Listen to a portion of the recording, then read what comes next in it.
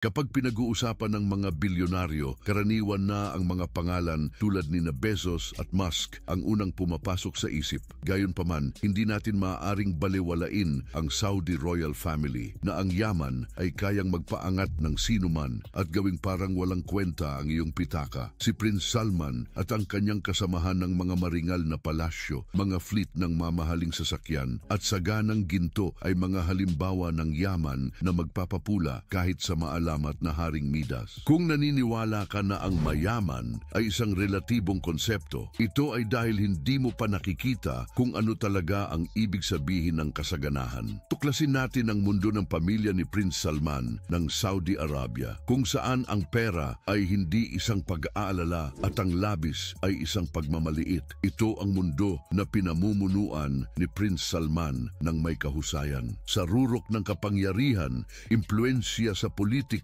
at yaman, ang ilang mga individual ay nagpapakita ng pambihirang kakayahan na nagtutulak sa kanila sa tuktok habang ang iba ay ipinanganak lamang sa posisyong iyon. Gayunpaman, may mga pamilya na nananatiling magkakasama bilang isang matatag na puwersa at ang kanilang yaman na naipon sa mga henerasyon ay naglalagay sa kanila sa pinakamayayamang pamilya na nakita ng mundo. Ang pamilya ni King Salman bin Abdulaziz Al Saud ay isang halimbawa nito. Mula noong 2015, si King Salman ay naging matatag at mapagkalingang haligi ng mga mapagkukunan, ari-arian at langis ng Saudi Arabia. Bagamat siya ang pinakamataas na pinuno, ang hari ay nagbabahagi ng kanyang katayuang royal sa higit sa 15,000 miyembro ng pamilya. Mula sa malawak na pangkat na ito, humigit kumulang 2,000 ang aktibong miyembro ng royalty na mayroong kamanghamanghang portfolio ng kayamanan. Ang anak ni King Salman, si Crown Prince Mohammed bin Salman Al Saud, ay nangibabaw sa maraming miyembro ng royalty na nagtipon ng yamang tinatayang nasa $25 billion.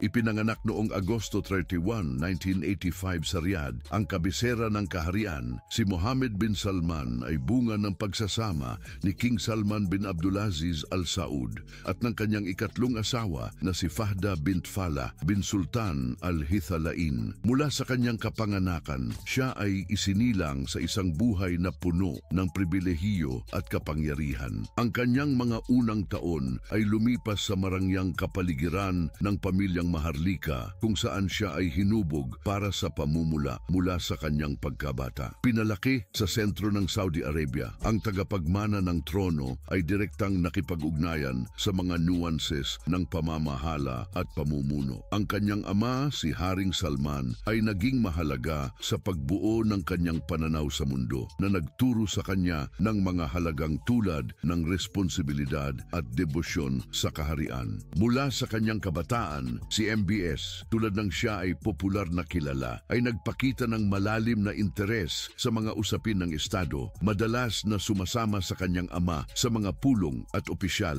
na mga kaganapan. Ang edukasyon ay gumampan ng sentral na papel sa paghubog kay Mohammed bin Salman. Nag-aral siya sa mga kilalang institusyon ng edukasyon sa Riyadh, kung saan siya ay naging kilala sa kanyang matalas na katalinuhan at determinasyon. Ang kanyang akademikong landas ay minarkahan ng isang matinding pokus sa pag-unawa sa mga legal at pampulitikang istruktura na namamahala sa Saudi Arabia. Ang batayang ito ay naging napakahalaga sa kalaunan habang siya ay gumagalaw sa masalimuot na larangan ng politika ng bansa. Ang impluensya ng kanyang edukasyon ay makikita sa kanyang paraan ng pamumuno at pamamahala. Ang kanyang kaalaman sa batas ay naging mapagpasyal sa paghubog ng kanyang pananaw para sa Saudi Arabia, lalo na pagdating sa reformang ekonomiko at modernisasyon. Habang siya ay tumataas sa hierarkiya ng pamahalaan, ang kanyang edukasyon at pagpapalaki ay naging mahahalagang kasangkapan sa kanyang misyon na baguhin ang kaharian. Noong 2009, sinimulan ni Mohammed bin Salman ang kanyang opisyal na karera sa politika bilang espesyal na tagapayo ng kanyang ama na noon ay gobernador ng Riyadh. Ang posisyong ito ay nagsilbing panimulang punto ng kanyang pag-akyat sa kapangyarihan dahil mabilis siyang naging kilala sa kanyang estratehikong pag-iisip at kakayahang harapin ang mga komplikasyon ng lokal na politika. Ang kanyang edukasyon sa batas at pamamahala ay naging fundamental sa kanyang tagumpay na nagpapaintulot sa kanya na magpatupad ng mga reforma at proyekto na nakahanay sa kanyang pananaw para sa hinaharap ng bansa. Bukod sa kanyang politikal na impluensya, ang kayamanan at marangyang pamumuhay ni Mohammed bin Salman ay nakakuha ng pansin sa buong mundo. Sa isang tinatayang nitong yaman na $25 billion, siya ay kabilang sa mga pinakamayamang miyembro ng maharlika sa buong mundo. Ang kanyang kayamanan ay salamin ng malawak na yaman ng bahay ng Saud na nagmamay-ari ng isang kahangahangang yaman na $1.4 trilyon. Si Mohammed bin Salman ay nakakuha ng interes hindi lamang dahil sa kanyang impluensya sa politika, kundi pati na rin sa kanyang kapansin-pansing portfolio ng mga ari-arian. Ang mga ari-ariang ito ay hindi lamang simpleng tirahan, sila ay tunay na mga obra maestra ng arkitektura na nagpapakita ng kanyang hilig sa luho at eksklusibidad. Isa sa mga highlight ng kanyang koleksyon ay ang Chateau Louis XIV na matatagpuan sa Louveciennes, Pransya. Ang marangyang mansyon na ito na tinatayang nagkakahalaga ng higit sa $300 milyon ay isang modernong palasyo na pinagsasama ang klasikong arkitekturang Pranses at mga cutting-edge na teknolohiya. Ang kastilyo ay sumasakop sa higit sa 57 ektarya ng luntiang mga hardin at naglalaman ng isang kahangahangang ballroom, isang pribadong sinehan at isang bodega na may kapasidad na magimbak ng hanggang 3,000 bote. Isang mowat ang pumapalibot sa ari-arian na nagbibigay ng isang medieval na charm at kasama pa ang isang transparent underwater chamber na nagbibigay ng isang natatanging tanawin ng buhay sa ilalim ng tubig. Ang Chateau Louis XIV ay hindi lamang isang tirahan kundi isang pahayag ng kapangyarihan at prestihiyo. Ang mga interior nito ay pinalamutian ng detalyadong mga fresko, estatwang marmol at mga kristal na chandelier na nagpapahiwatig ng kadakilaan ng French Renaissance. Isa pang kapansin-pansing ari-arian sa kanyang koleksyon ay isang malawak na mansyon sa Riyadh, Saudi Arabia. Ang marangyang tirahan na ito ay nagsisilbing pribadong kanlungan para sa prinsipe ng korona na nag-aalok ng isang oasis ng katahimikan sa gitna ng urban na kaguluhan. Ang ari-arian ay nilagyan ng mga state-of-the-art na sistema ng seguridad na tinitiyak ang maximum na privacy at proteksyon para sa mga nakatira dito. Ang mga interior ay pinagsasama ang mga elemento ng tradisyonal na disenyong Arabe at isang kontemporaryong estetika na nagtatampok ng magarbong muebles, masalimuot na mosaics at malalawak na espasyo. Ang hilig ni Mohammed bin Salman sa luho ay makikita rin sa kanyang koleksyon ng mga high-end na sasakyan. Ang iyong koleksyon ng mga deluxing sasakyan ay ang pinakamataas na pagpapahayag ng iyong pagkahumaling sa bilis, kasiningan at advanced na teknolohiya. Isa sa mga iconic na bahagi ng koleksyong ito ay ang Bugatti Veyron, isang tunay na obra maestra ng engineering at automotive design. Kinikilala sa pambihirang bilis at eleganteng disenyo, ang Veyron ay kabilang sa pinakamabilis na mga sasakyan sa mundo na may kakayahang lumampas sa 400 kilometro bawat oras. Isa pang kayamanan sa iyong garahe ay ang Rolls-Royce Phantom, isang simbolo ng walang kapantay na luho at sopistikasyon. Ang Phantom ay kilala sa mga artisanal na interior nito na gumagamit ng mga materyales na may pinakamataas na kalidad at walang kapintasang pagkakagawa. Mula sa starry ceiling hanggang sa mga premium leather seats, bawat detalye ng Phantom ay nagpapakita ng eksklusibidad. Bukod sa mga high-end na modelong ito, si Mohammed bin Salman ay mayroon ding seleksyon ng mga deluxing SUV tulad ng Bentley Bentayga at Range Rover Autobiography. Ang mga sasakyang ito ay pinagsasama ang kaginhawahan, estilo at off-road performance na perpekto pareho sa urban environment at sa pagtuklas ng mga mapaghamong terrain. Isa pang kapansin-pansing aspeto ng kanyang lifestyle ay ang kanyang koleksyon ng mga deluxing barko na sumasalamin sa kanyang pagpapahalaga sa pakikipagsapalaran at kadakilaan. Ang tampok ng fleet na ito ay ang super yacht na Serene na kumakatawan sa rurok ng nautical luxury. Nabili sa halos $500 milyon, ang Serene ay isang tunay na palasyo sa ibabaw ng tubig na nag-aalok ng isang karanasan ng kaginhawahan at kasiningan na walang kaparis. Sa haba na higit sa 133 metro, ito ay kabilang sa pinakamalaki pinakamalaki at pinakakahangahangang mga yate sa mundo. Binuo ng kilalang Italian shipyard na Fincantieri, ang Serene ay nakakamangha sa aerodynamic design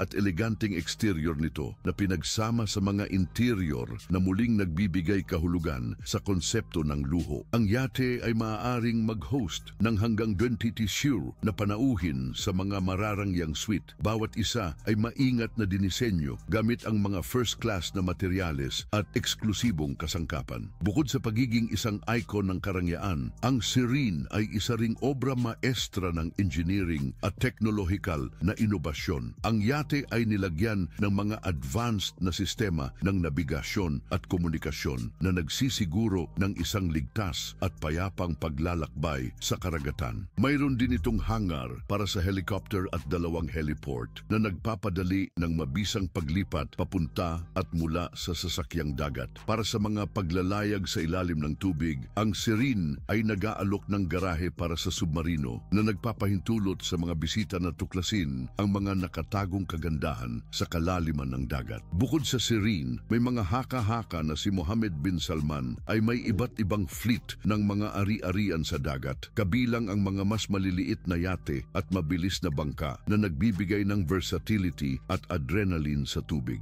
Gayunpaman, ang kayamanan at kapangyarihan ni Mohammed bin Salman ay hindi malaya sa kontrobersya. Itinuturo ng mga kritiko ang mga alalahanin tungkol sa sentralisasyon ng kayamanan at impluensya sa pamilyang royal, pati na rin ang mga isyu na may kaugnayan sa kasaysayan ng karapatang pantao ng kaharian. Ang papel ng prinsipe ng korona sa diumano'y pagpatay sa mamamahayag na si Jamal Khashoggi ay nagdulot ng pandaigdigang pagkondena at matinding pagsusuri na naglagay ng ulap sa kanyang pamumuno at mga inisyatibo sa reforma. Sa kabila ng mga balakid na ito, ang impluensya at mga mapagkukunan ni Mohammed bin Salman ay patuloy na humuhubog sa kapalaran ng Saudi Arabia. Si Haring Salman, sa kabilang banda, ay namamahala sa isang yaman na tinatayang nasa 1.4 trilyong dolyar. Bagaman kinikilala si MBS bilang de facto na pinuno ng Saudi Arabia, ang kanyang ama, si Haring Salman bin Abdulaziz Al Saud, ay may hawak pa rin ng kontrol sa mga pangunahing usapin ng kaharian. Si Haring Salman ang responsable sa state-owned oil giant na Aramco at may mga palasyo at high-end na mga ari-arian sa iba't ibang bahagi ng mundo. Ang kasaysayan ng Saudi Aramco ay nagmula sa kasunduan ng konsesyon na nilagdaan noong 1933 sa pagitan ng gobyerno ng Saudi at ng Standard Oil of California na kalaunan ay kilala bilang Chevron. Ang kasunduang ito ay nagbigay sa kumpanyang Amerikano ng karapatang mag-explore at mag-extract ng langis sa rehiyon. Ang unang matagumpay na balon na tinatawag na Dammam No. 7 ay natuklasan ng langis noong 1938 na nagmarka ng simula ng pagbabagong ekonomiya ng kaharian. Sa mga sumunod na dekada, unti-unting pinalawak ng pamahalaan ng Saudi Arabia ang kanilang partisipasyon sa kumpanya ng langis na nagtapos sa ganap na pagsasabansa ng Saudi Aramco noong 1980. Ang prosesong ito ay kumakatawan sa isang mahalagang pagbabago sa kontrol ng sektor kung saan ang estado ng Saudi ay nagtagumpay sa pamamahala ng mga operasyon na dating pinapatakbo ng mga kumpanyang Amerikano. Ang pagsasabansa ng Saudi Aramco ay isang estratehikong hakbang na nagbigay daan sa pamilyang royal na samantalahin ang malawak na kayamanan mula sa napakalaking reserba ng langis ng bansa. Ang landas ng paglago at pagpapalawak ng Saudi Aramco ay kapansin-pansin. Sa kasalukuyan, ito ay itinatag bilang ang pinakamahalagang kumpanya sa mundo na may kahangahangang pang-araw-araw na produksyon na 5.4 milyong bariles ng langis. Ang mga operasyon nito ay sumasaklaw sa buong chain ng produksyon ng sektor, mula sa eksplorasyon at pagkuha hanggang sa pagpino at distribusyon. Ang integradong pagganap na ito ay nagsisiguro na ang Saudi Aramco ay patuloy na maging isang nangingibabaw na puwersa sa pandaigdigang merkado ng enerhiya. Ang yaman na nalilikha ng kumpanya ay direktang nakadirekta sa kaban ng pamahalaan ng Saudi at bilang resulta sa pamilyang royal.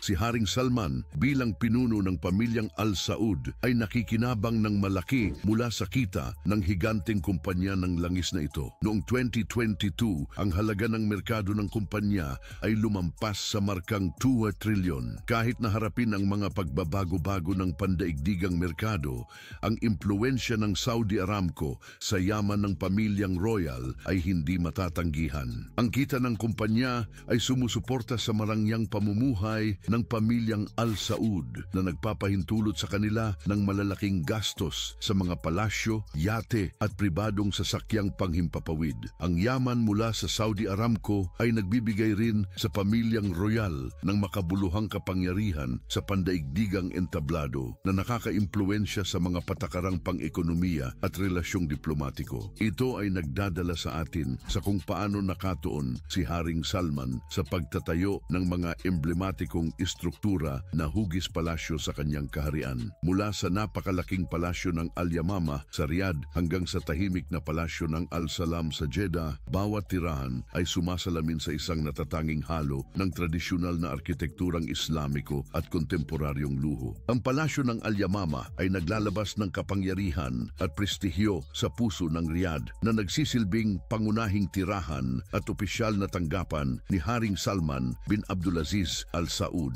Ang monumentong arkitektural na ito ay hindi lamang isang tirahan kundi isang simbolo ng pamana at walang hanggang impluwensya ng monarkiyang Saudi. Ang makasaysayang kahalagahan nito ay malalim na nakakabit sa kasaysayan ng Saudi Arabia na sumasalamin sa ebolusyon ng bansa mula sa pagkakatatag nito hanggang sa kasalukuyang posisyon nito bilang isang pandaigdigang kapangyarihan. Itinayo noong huling bahagi ng ika-20 siglo, ang palasyo ng Al Yamamah ay idinisenyo upang kumatawan sa kadakilaan at autoridad ng pamilyang royal ng Saudi. Ang arkitektura nito ay pinaghalo ang mga elemento ng tradisyonal na disenyong Islamiko kasama ang modernong karangyaan na nagpapakita ng mayamang pamana ng kultura ng kaharian. Ang panlabas na bahagi ng palasyo ay pinalamutian ng detalyadong mga geometric pattern at kaligrapiyang katangian ng sining Islamiko, habang ang loob nito ay nagtatampok ng marangyang kasangkapan at dekalidad na pasilidad.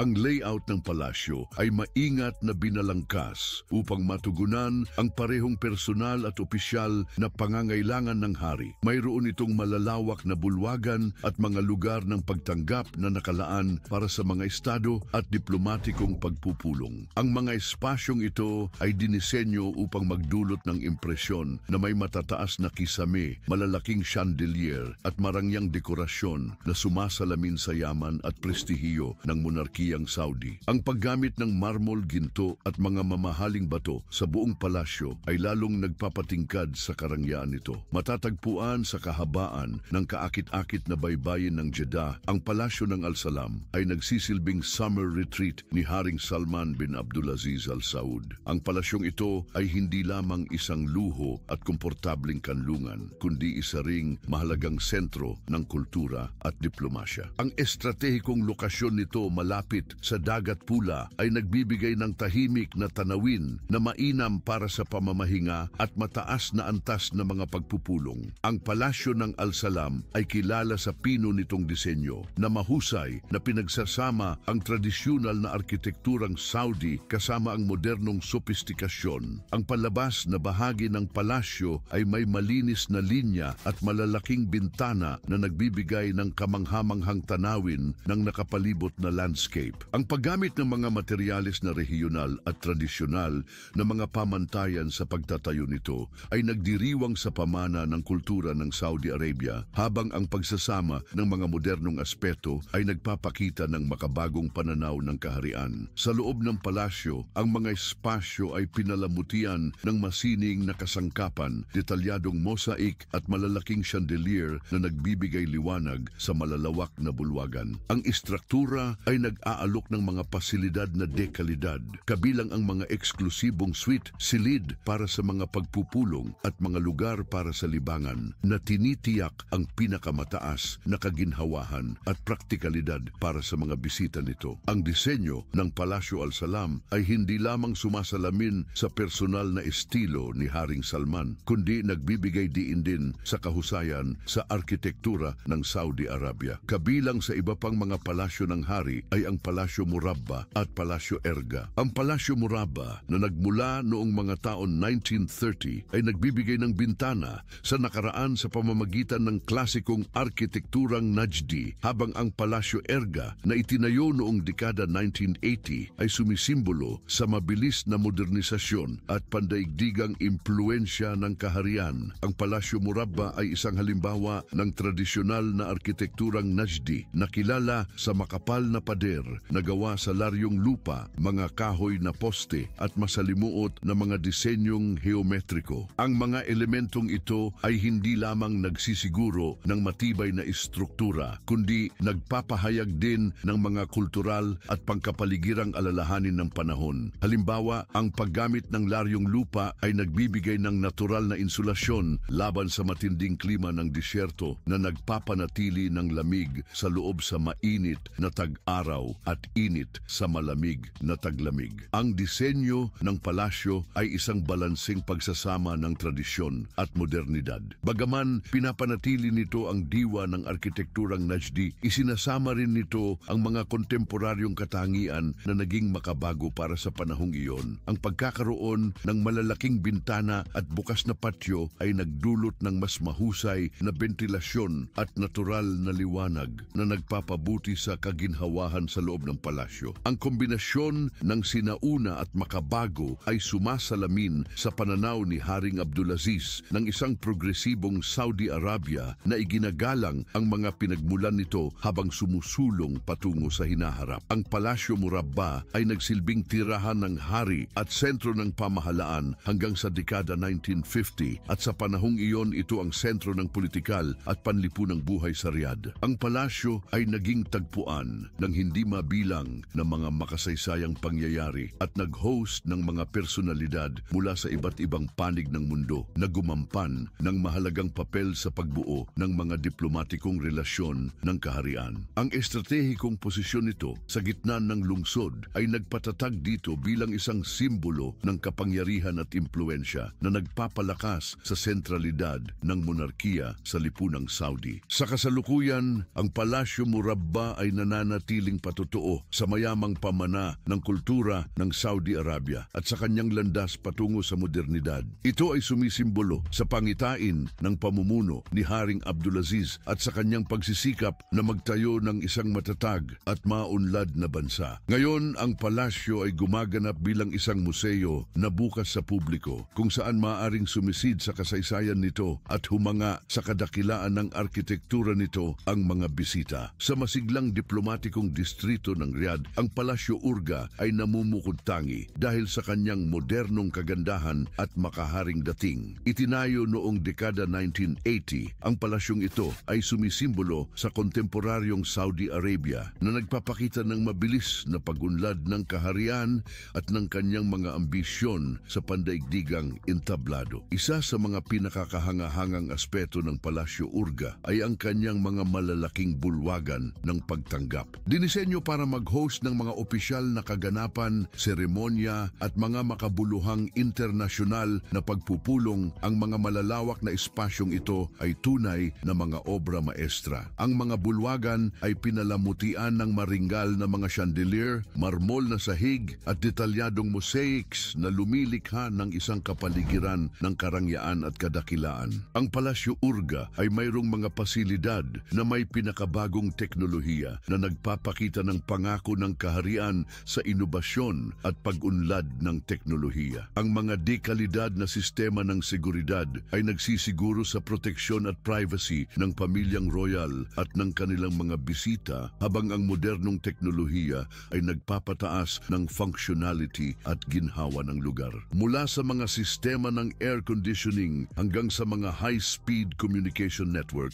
bawat detalye ng palasyo ay pinag-isipan upang matugunan ang mga pangangailangan ng kontemporaryong buhay. Ang koleksyon nito ng mga klasikong sasakyan, kabilang ang iconic na Batmobile at ang kanyang maringgal na lumulutang na palasyo, isang yate na nagkakahalaga ng 300 milyon, ay higit pang nagpapakita ng pagpapahalaga nito sa karangyaan. Bukod sa mga hangganan ng Saudi, ang kanyang tag-init na kanlungan sa Morocco ay nag-aalok ng isang tahimik na pagtakas na nagpapakita ng kanyang hilig sa karangyaan at kaginhawahan. Ang bawat detalye ng buhay ni Haring Salman mula sa kanyang mga tirahan hanggang sa kanyang mga sasakyan ay naglalarawan ng isang monarkong nakapaloob sa isang universo ng karangyaan at kadakilaan, isang pagpapakita ng yaman na naipon ng bahay ng Saud. Ang bahay ng Saud ay isang sentro ng mga bilyonaryo na nagpapatuloy at nagpapalawak ng kanilang yaman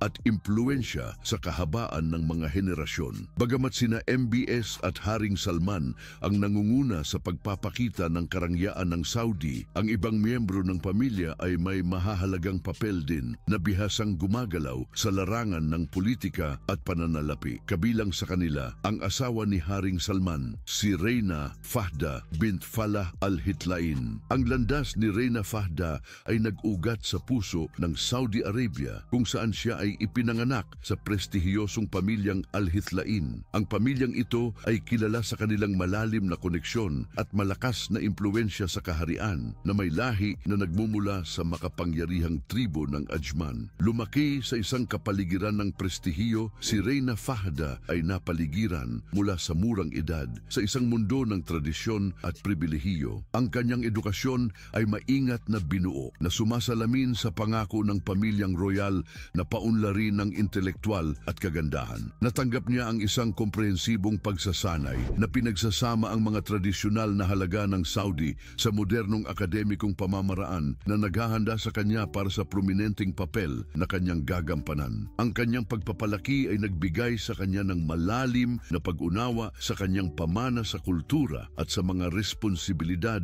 na kaakibat ng kanyang estado. Ang punto ng pagbabago sa kanyang buhay ay nangyari sa kanyang kasal kay Haring Salman bin Abdulaziz Al Saud. Ang pagsasama na ito ay hindi lamang nagpatibay sa kanyang posisyon sa loob ng pamilyang royal, kundi nagbukas din ng isang bagong kabanata na puno ng impluensya at walang katulad na mga oportunidad. Mula sa mga dakilang bulwagan ng Palasyo Al-Yamamah hanggang sa kanyang walang kapintasang wardrobe na pinalamutian ng pinakapinong mga piraso ng kilalang mga taga-disenyo, ang buhay ni Reina Fahda ay sumasagisag sa marangyang pamumuhay ng Saudi royalty. Bukod sa kinang at glamour, siya ay nakikilala bilang isang maimpluwensyang figura sa larangan ng pilantropiya na nakatuon sa mga adhikaang malapit sa kanyang puso gamit ang malawak na mga mapagkukunan na nasa kanyang disposisyon. Al-Walid bin Talal Al Saud. Sa universo ng kayamanan at kapangyarihan, kakaibang mga figura ang kumakatawan ng may matinding intensidad tulad ni Prinsipe Al-Walid bin Talal Al Saud. Madalas na ikinukumpara kay Warren Buffett, ngunit may Arabing estilo ang kanyang paglalakbay sa mga larangan ng yaman at impluensya ay tunay na kahanga-hanga. Ipinanganak sa loob ng Saudi royal family, ang landas ni Al-Walid patungo sa pagiging isa sa pinakamayayamang personalidad sa mundo ay markado ng ambisyon, matalinong desisyon sa pamumuhunan at matalas na paningin sa pagkilala ng mga oportunidad. Ang net worth ni Al-Walid ay naging sentro ng pagkabighani at haka-haka sa loob ng maraming taon. Sa rurok ng kanyang karera, tinatayang umabot sa halos $70 billion ang kanyang yaman na naglalagay sa kanya sa hanay ng mga pinakamayamang tao sa planeta. Ang karamihan ng kanyang kayamanan ay nagmula sa Kingdom Holding Company, isang diversified investment conglomerate na may operasyon sa mga sektor tulad ng real estate, hospitality, media at teknolohiya. Itinatag noong 1979, ang Kingdom Holding ay lumago at naging isang dominante na puwersa na may mga pagmamay-ari sa ilan sa mga pinakatanyag na tatak at kumpanya sa mundo. Isa sa mga pinakatanyag na pamumuhunan ni Al-Walid ay ang kanyang malaking pagmamay-ari sa Citigroup, isa sa pinakamalaking pandaigdigang institusyong pampinansyal. Bukod sa kanyang papel sa sektor ng pananalapi, ang prinsipe ay nag-iwan din ng marka sa mga industriya ng media at entertainment. Siya ay may malaking pagmamay-ari sa 21st Century Fox, isa sa mga pangunahing tauhan sa global media landscape. Ang kanyang mga pamumuhunan ay umaabot din sa sektor ng hotel na may mga pagmamay-ari sa mga luxury network tulad ng Four Seasons Hotels and Resorts, pati na rin ang iconic na Hotel George Fifker sa Paris. Gayunpaman, ang kayamanan ni Al-Walid ay hindi limitado sa mga tradisyonal na sektor. Tinalakay din niya ang larangan ng teknolohiya na may mga pamumuhunan sa mga higante tulad ng Apple at Twitter. Ang kanyang kakayahang mahulaan ang potensyal ng mga kumpanyang ito ay lalong nagpatibay sa kanyang posisyon sa pananalapi dahil ang parehong kumpanya ay nakaranas ng exponential growth sa paglipas ng panahon. Sa kabila ng kanyang napakalaking yaman, kilala si Al-Walid sa pagpapanatili ng isang relatibong simpleng pamumuhay,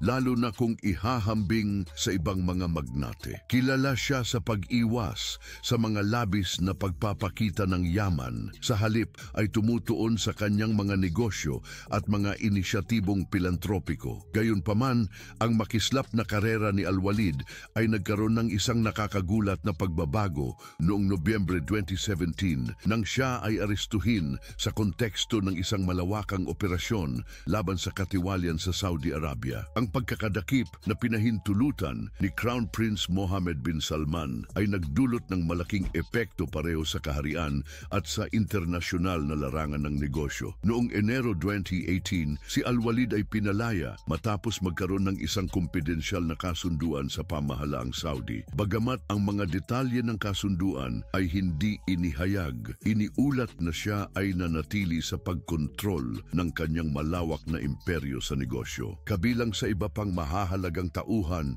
sa administrasyon ni Haring Salman ang kanyang mga anak na sina Khalid bin Salman Al Saud, Bandar bin Salman Al Saud at Turki bin Salman. Si Prince Khalid ay nakaupo bilang Vice Minister ng Depensa matapos maglingkod bilang embahador sa Estados Unidos. Samantala, si Prince Bandar ay nagsisilbing ministro ng Pambansang Guwardiya sa ilalim ng de facto na pamumuno ni MBS. Gayunpaman, ang pinakaprominente sa tatlo ay si Prince Turki na unti-unting nagiging pangunahing tagapamahala ng pananalapi ni Mohammed bin Salman. Tila si Turki ay nakuha sa isang tahimik at mahusay na paraan ang kontrol sa mga pribadong ari-arian ng pamilya. Bukod dito, siya ay kinikilala bilang isa sa mga pangunahing tagapamagitan ng kaharian sa mga negosasyon sa mga dayuhang mamumuhunan. Iniulat na siya ang nangangasiwa sa personal na real estate portfolio ni Haring Salman. Sa ilalim ng kanyang pamamahala, ang portfolio ay lumawak na sumasaklaw sa isang serye ng mga ari-arian na may malaking kahalagahan pareho sa Saudi Arabia at sa ibang bansa. Ang kanyang estilo ng pamamahala, tahimik ngunit epektibo, ay mabilis na nakakuha ng atensyon ng mga internasyonal na mamumuhunan. Ang kakayahan ni Turki na harapin ang mga komplikadong sitwasyon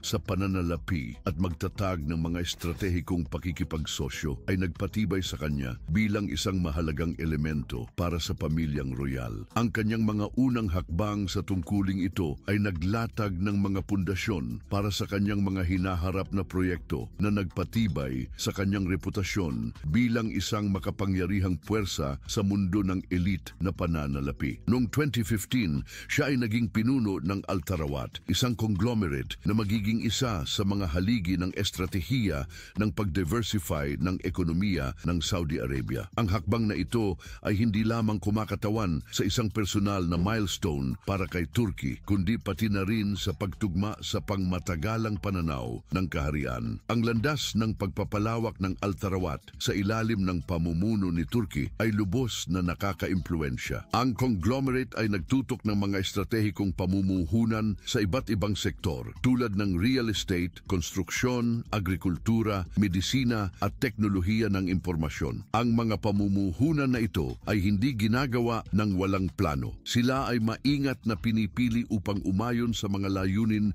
ng pambansang programa ng transformasyon, isang sentral na elemento ng Vision 2030 ng Saudi Arabia. Ang mapangahas na inisyatibang ito ay naglalayong bawasan ang pag-asa ng bansa sa langis sa pamamagitan ng pagpapalago sa pribadong sektor at pagpapalawak ng bahagi nito sa GDP. Ang mahalagang papel na ginagampanan ng Al Tarawat sa sitwasyong ito ay hindi matatawaran. Sa pamamagitan ng paglalaan ng mga mapagkukunan sa maraming industriya, hindi lamang pinalakas ni Turki ang pag-diversify ng ekonomiya ng Saudi Arabia, kundi pinatibay din ang kanyang posisyon bilang isang sentral na figura sa larangan ng pananalapi ng kaharian. Ang kanyang impluensya ay lumalampas sa mga hangganan ng Saudi Arabia dahil ang mga proyekto ng Al Tarawat ay nakakaakit ng global na atensyon at pagsosyo na lalong nagpapatatag sa katayuan ni Turkey bilang isang pangunahing tauhan sa internasyonal na pamilihan ng pananalapi. Siya ay si Prinsipe Abdulaziz bin Fahd. Siya ay anak ng yumaong Haring Fahd ng Saudi Arabia. Sa pamamagitan ng isang matalas na pananaw para sa mga oportunidad at isang estratehikong pamamaraan, sinimulan niya ang kanyang mga unang negosyo noong dekada 1990. Ang kanyang pagpasok sa mundo ng negosyo ay minarkahan ng mga pamumuhunan sa sektor ng telekomunikasyon, isang industriya na nasa rurok ng pag-unlad nung panahong iyon. Napag-alaman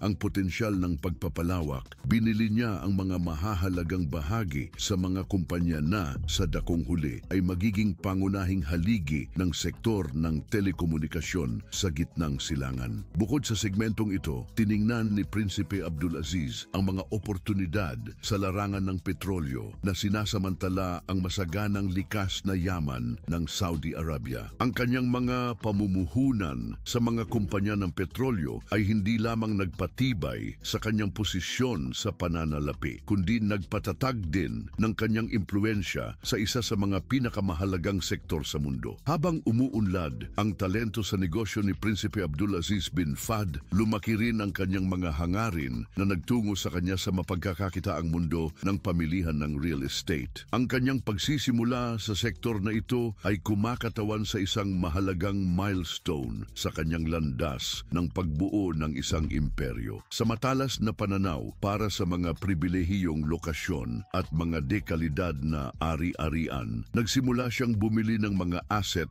na magiging pinakamahalagang hiyas ng kanyang portfolio. Isa sa mga pinakakahangahangang aspeto ng kanyang imperyo sa real estate ay ang pandaigdigang sakop nito. Sa Saudi Arabia, nagmamay-ari siya ng mga palasyo at mararangyang ari-arian na sumasalamin sa kadakilaan ng kanyang lahing maharlika. Ang mga ari-arian na ito ay hindi lamang obra maestra sa arkitektura, kundi mga simbolo rin ng kanyang prestihiyo at impluensya sa loob ng kaharian. Sa labas ng mga hangganan ng Saudi, namuhunan si Prinsipe Abdulaziz sa mga dekalidad na ari-arian sa buong Europa, kabilang ang mga mararangyang tahanan sa London at Paris. Ang mga pagbiling ito ay nagpapakita ng kanyang estratehikong diskarte sa pamilihan ng real estate na nakatuon sa mga lungsod na sabay na sentro ng kultura at pananalapi, sa isang yaman na nakabatay sa mga kayamanan ng petrolyo ng kaharian at isang estratehikong pananaw sa pamumuhunan. Ang bahay ng Saud ay lumilitaw bilang isang icon ng pangmatagalang impluensya at kasaganaan ng Saudi Arabia. I-click ang susunod na card sa iyong screen upang matuklasan ang higit pa tungkol sa kung ano ang iniaalok ng tunay at mayamang mundo, at maghihintay ako doon. Hanggang sa muli, pansamantala.